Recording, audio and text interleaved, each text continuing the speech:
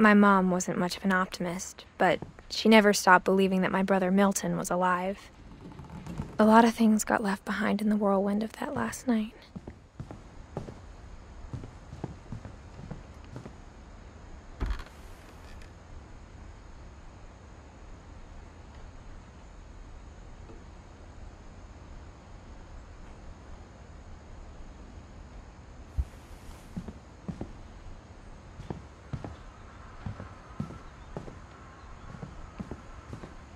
Mom always told me to stay out of the basement, so I wasn't too surprised when the key didn't fit.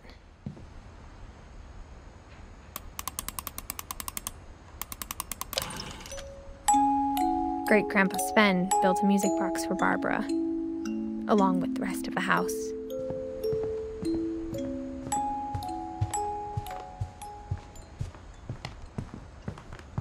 Only one restaurant would deliver to our house. We had Chinese a lot.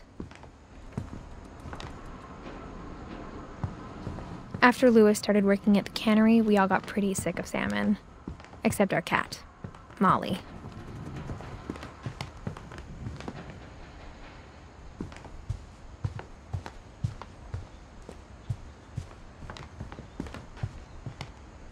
My mom was the only one of us who could imagine Great-Grandma Edie living in a nursing home. Even the fireplace had a story. Edie told me the bricks came from the original house, after it sank.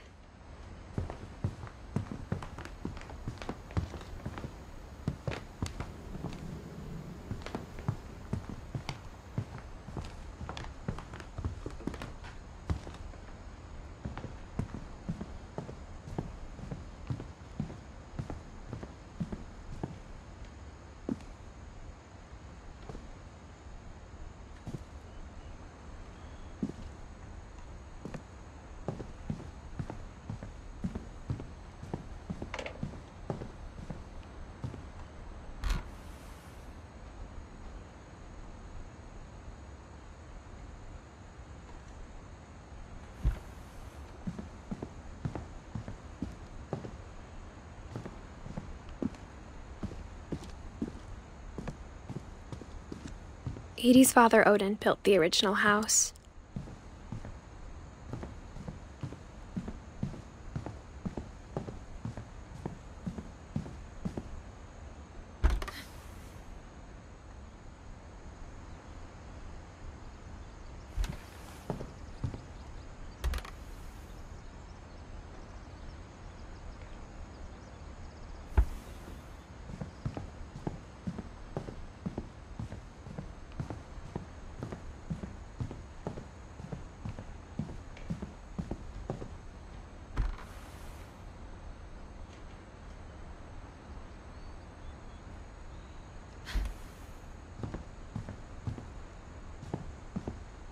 I spent a lot of time playing in Great Uncle Walter's room.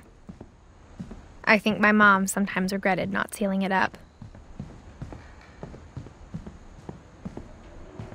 Louis told me there were secret passages, but I never believed him.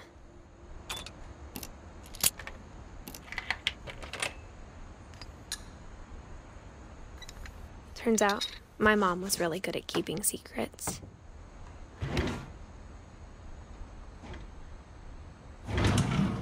Now it was time to find out what my mom had been afraid of.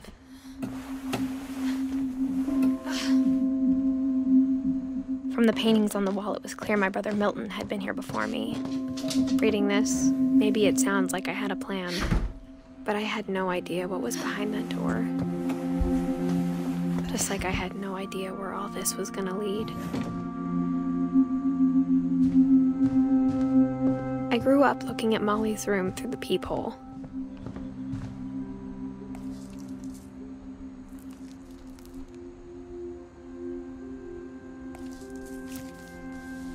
December 13th, 1947. Dear Diary, I'll be gone soon, but I wanted to tell somebody about what's gonna happen. It started when Mom sent me to bed without dinner. I woke up and I was starving, so I looked around for something to eat. The gerbil food was dry, but I didn't mind it. My Halloween candy was all gone. Mom, can I come out now?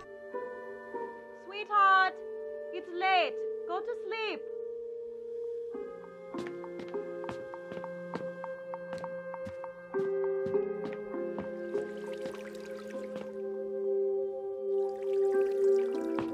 I thought about eating Christopher, but I held back.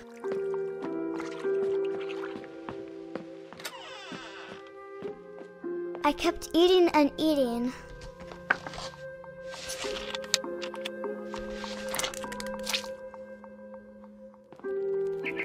I ate a lot of things that night.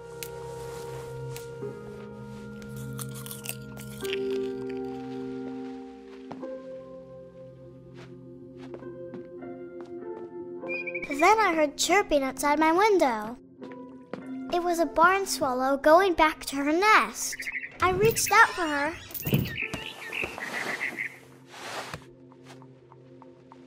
And suddenly, I was a cat. I tried to be quiet, but the bird was really scared.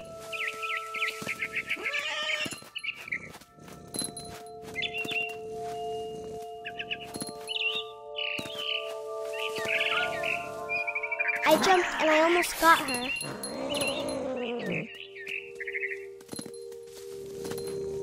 I could tell she was getting really tired. Now I was up in the big tree. I promised Dad I wouldn't climb it anymore. All I cared about was eating that mama bird. I gobbled her up. And suddenly, I was an owl. First, all I heard was the wind. Then I heard little teeth nibbling in the grass.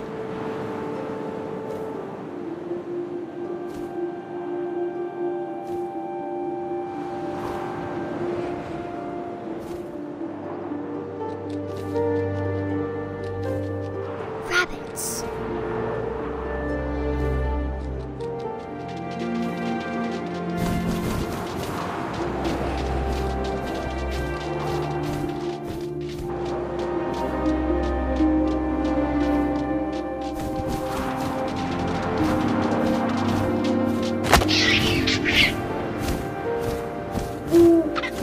I imagined his face looking up and seeing mine through my talons. I swallowed him up, and I didn't chew one bit. Then I flew off to find something bigger.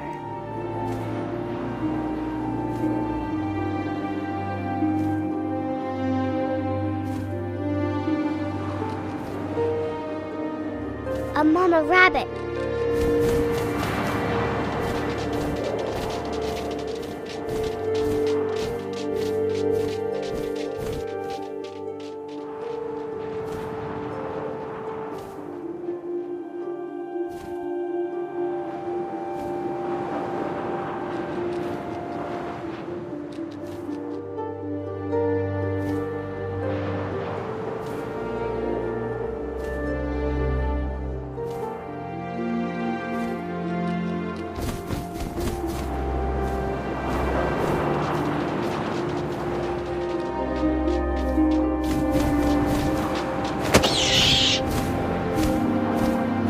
She was almost too big to carry. I started choking, but I couldn't stop eating. And suddenly, I was a shark!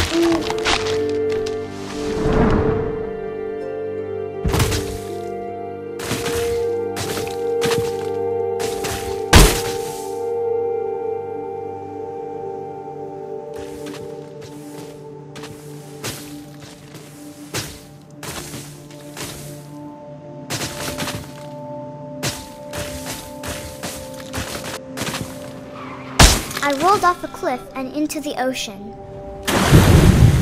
Now, I was hungrier than ever.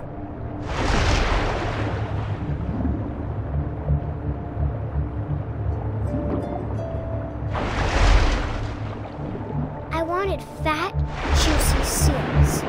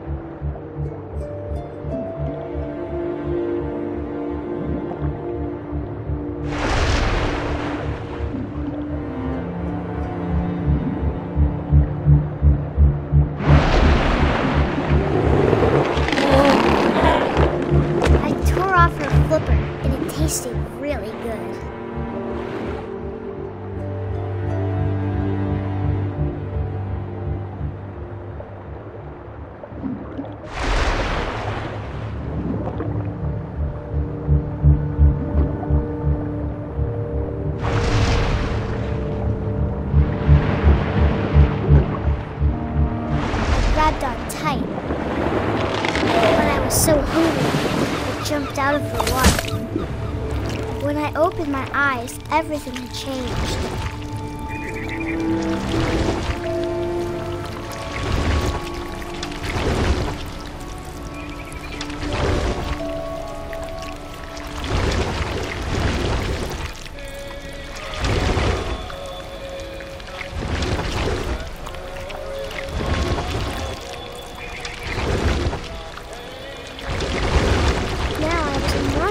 And I smelled people everywhere.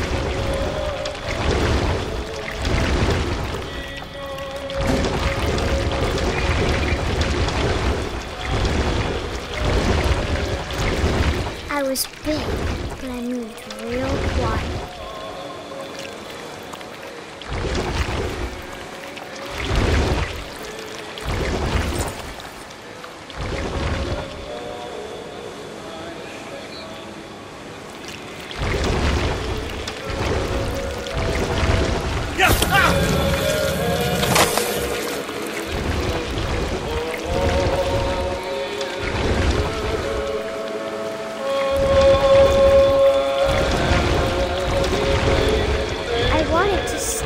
But also, I didn't.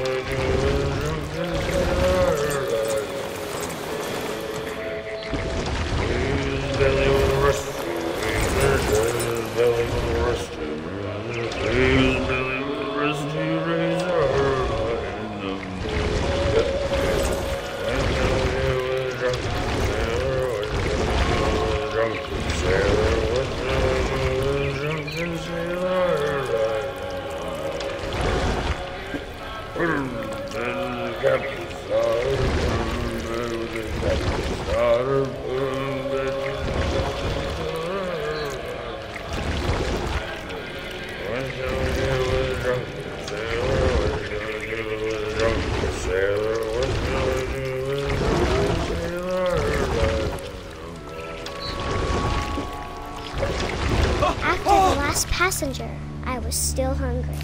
And to cross the water, I smelled something new. Something I had to have, so I swam towards it.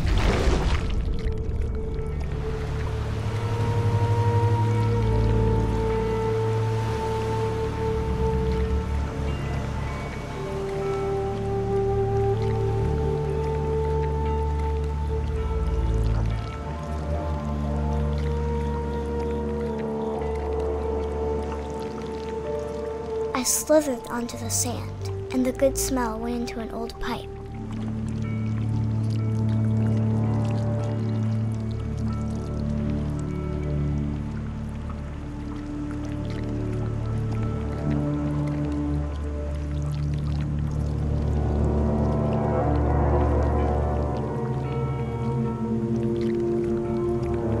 I got closer and closer.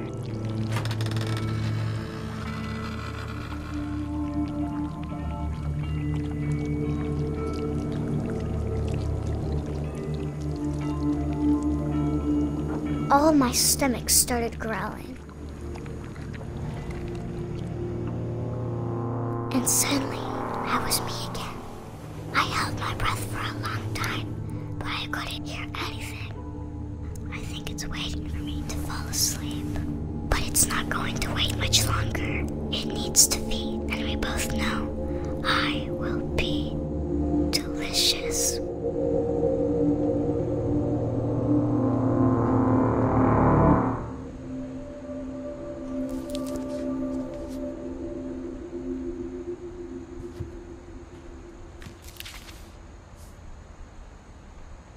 I'm not sure if I believed all of that, but I'm sure Edie would have.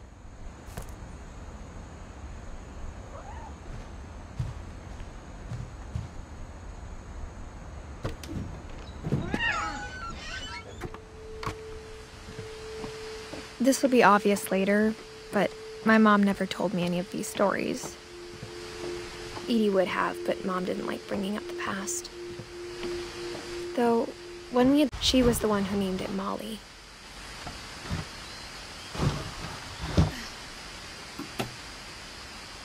I spent a lot of time in Great-Grandma Edie's room.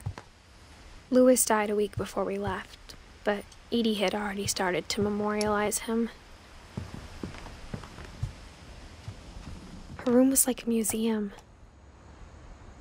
For 500 years, the Finches have been famous. Odin Finch buries the latest victim on January 7th, 1937. But 40-foot waves off the coast of Washington send the house and Odin to the bottom of the sea.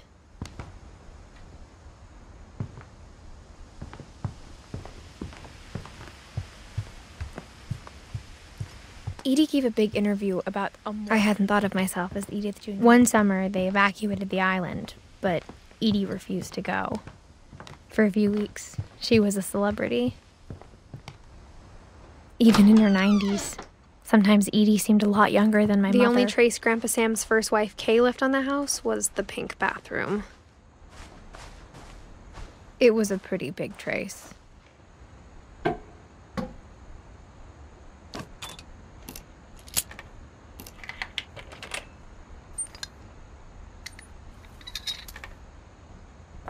There's a secret in this bathroom.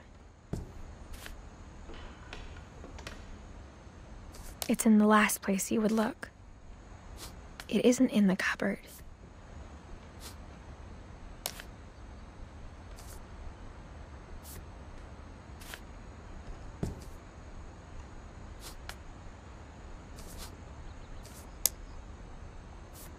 It's hidden in this book.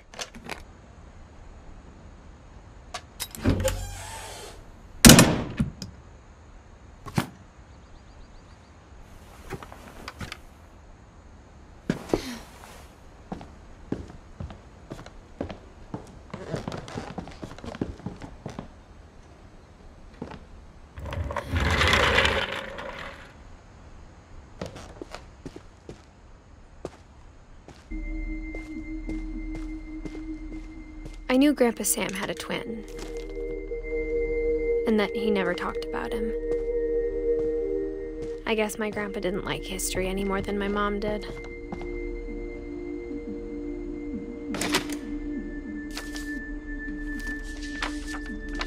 How I Want to Remember My Brother by Sam Finch. The thing I remember is that when he made up his mind, that was it.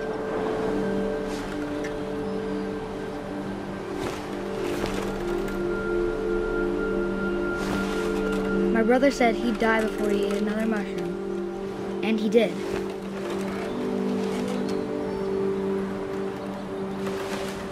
At Barbara's funeral, we swore we'd never be afraid again, and he wasn't. I think Calvin, oh boy.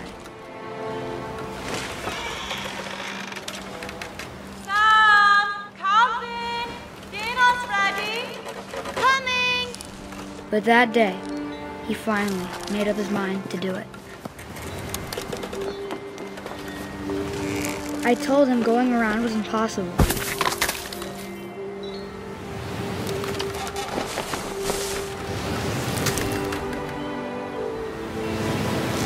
Maybe if I hadn't said that. I'm not gonna tell you again. Maybe if the wind hadn't picked up.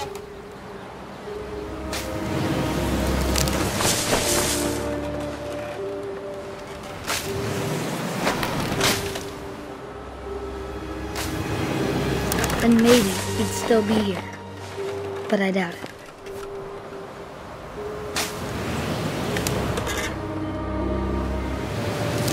I think he'd already made up his mind. That's what I want to remember about my brother.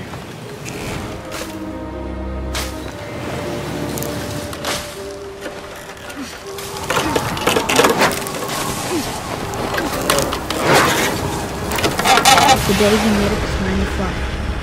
And he did.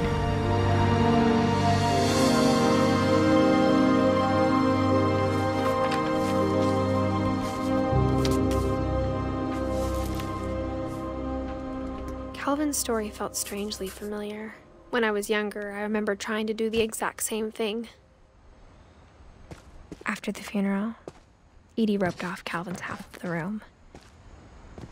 Mom said Grandpa Sam enlisted at 18 and never set foot in the room again.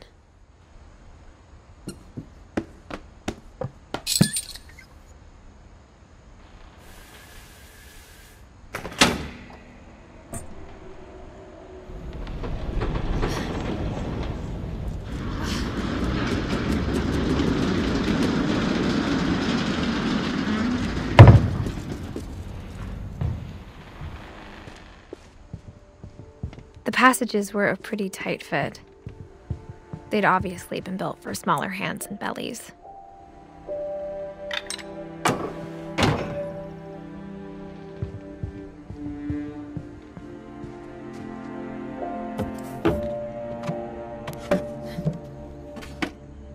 Growing up, I always thought of Barbara as a child star. I never thought about how hard it must have been for her afterwards. Of all the stories people wrote about Barbara's death, I'm surprised Edie saved this one.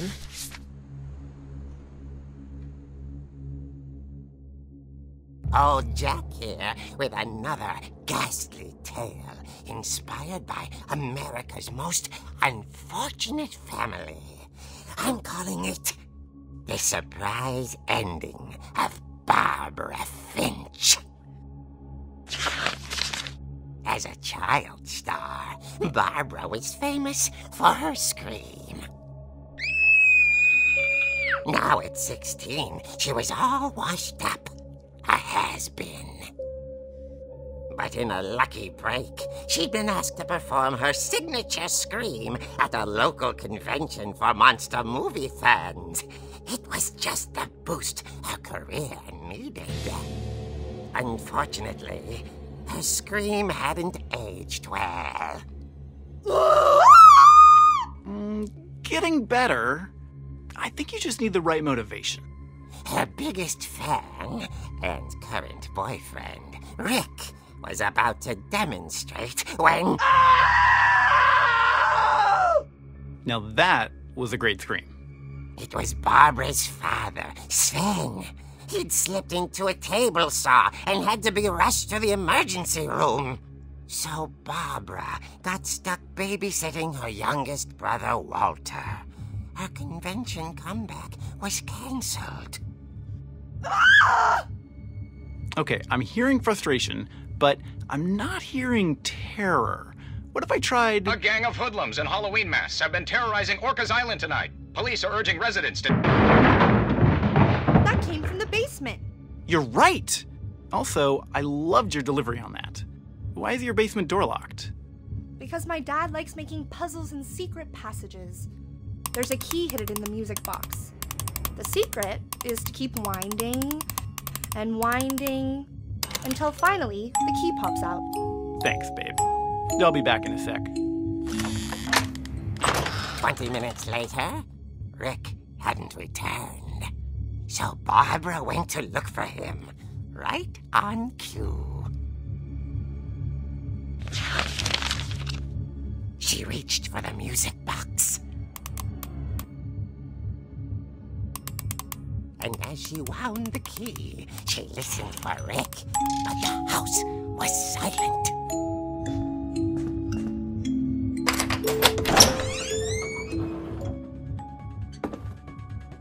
Rick? She found Rick's crutch and imagined the worst.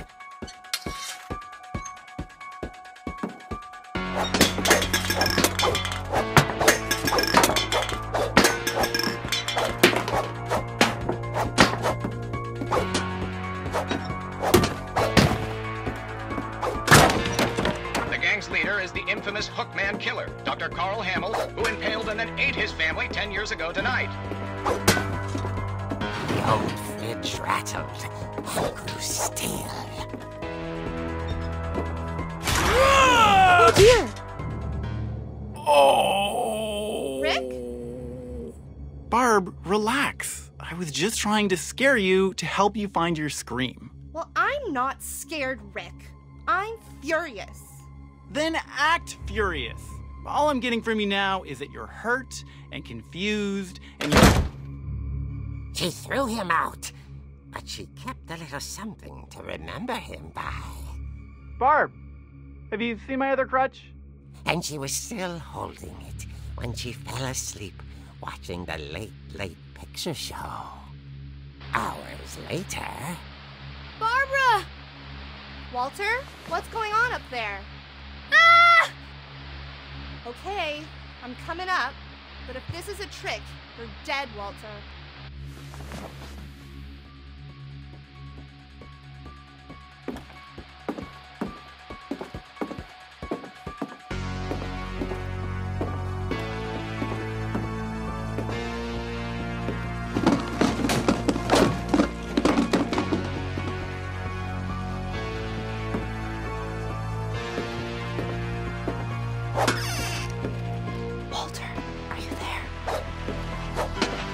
Walter had vanished, but his bedside radio was still on. Orcas Island police describe the man as 6 feet tall, with a steel hook for a hand. Residents are urged to lock all doors and windows and notify the police of any suspicious activity. Barbara turned, saw the hook man, and was speechless. He was quite smashing. And who he was, he couldn't get enough of Barbara. Okay, Barbara, there's gotta be another way out of here.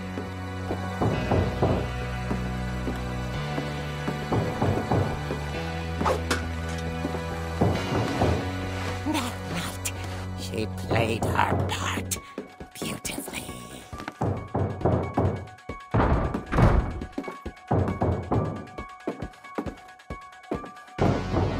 Molly's door hadn't been opened in years. The hinges groaned.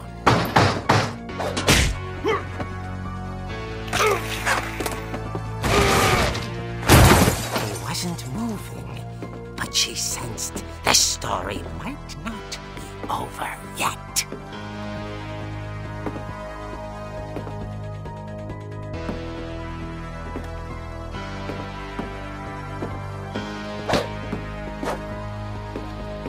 The hookman had vanished. She listened for his breathing, but all she heard was...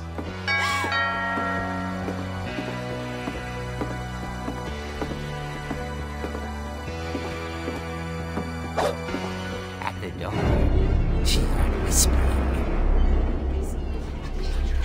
It was coming from inside the house.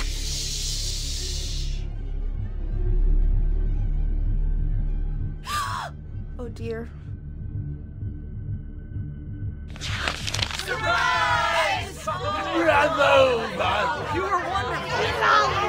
The monsters had come to surprise her.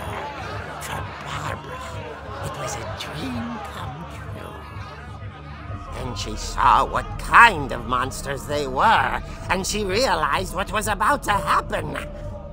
She was going to be famous.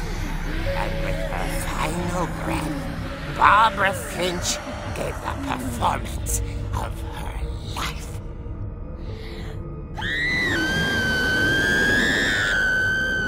I wasn't there myself, but I hear Barbara was magnificent. Poor girl. She had a taste for stardom. But unfortunately, so did her fans. Of course, the police blamed it all on poor Rick, who disappeared the same night. And little Walter? Hiding under his bed the whole time. He took it all pretty hard, but that's another story. As for Barbara, tucked inside the music box is all they ever found of her. Her ear. Now that's what I call a real eerie tale.